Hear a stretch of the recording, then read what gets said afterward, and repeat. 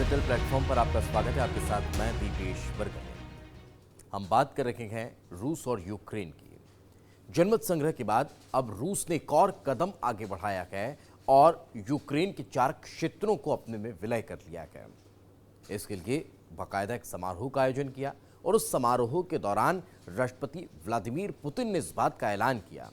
ये विलय समारोह हुआ और इस विलय समारोह के दौरान ये ऐलान किया गया कि यूक्रेन के वो 4 क्षेत्र, चाहे आप लुहांस्क का जिक्र कर लीजिए, चाहे ज़पोरिजिया का जिक्र कर लीजिए और इस तरह से 2 और क्षेत्र, इनका विलय अब रूस में हो चुका है। और रूस में इनका विलय इस बात की तरफ इशारा कर रहा है कि रूस अपनी विस्तारवादी नीति को अब और आगे बढ़ाता हुआ नजर आ रहा है।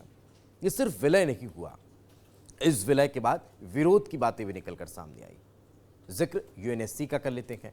यूएनएससी में पुतिन और रूस के खिलाफ निंदा प्रस्ताव लाया गया, लेकिन इस निंदा प्रस्ताव के दौरान 10 देशों ने तो उस निंदा प्रस्ताव का समर्थन किया, मगर रूस ने उसमें वीटो लगा दिया और यह निंदा प्रस्ताव जो है वो निरस्त हो गया।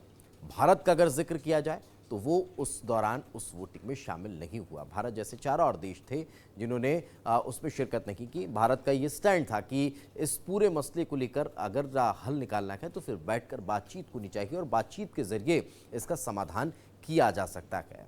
लेकिन जो पश्चिमी देश हैं अब वो पुतिन को लगातार घेरते हुए नजर आ रहे हैं या फिर रूस पर कई तरह के सवाल खड़े करते हुए दिखाई दे रहे हैं और कहा यह जा रहा है कि रूस की ये विस्तारवादी नीति है और यही कारण है कि सिर्फ जमीन कब्जाने के लिहाज से इस तरह के फैसले लिए गए हैं। इसका विरोध जमकर हो रहा है और कई स्तर पर विरोध हुआ, लेकिन इसको लेकर अब कई तरह के सवाल भी खड़े होते हुए नजर आ रहे हैं।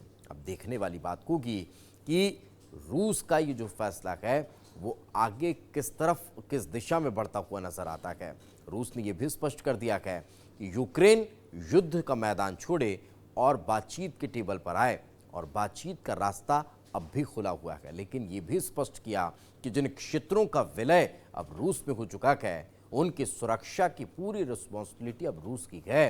वो उन क्षेत्रों के लोगों के लिए कुछ भी कर सकते हैं। यानी साफ तौर पर एक मैसेज देने की कोशिश की है कि यूक्रेन अब उन क्षेत्रों को भूल जाए, लेकिन अगर अभी भी युद्ध का मैदान छोड़कर बातचीत के लिए तैयार है तो फिर बातचीत की जा सकती है। अब देखने वाली बात होगी कि लंबे समय से चला आ रहा ये युद्ध कहां जाकर इसका अंत होता है और किस तरह से ये रुकता है। दीजिए इजाजत, नमस्कार।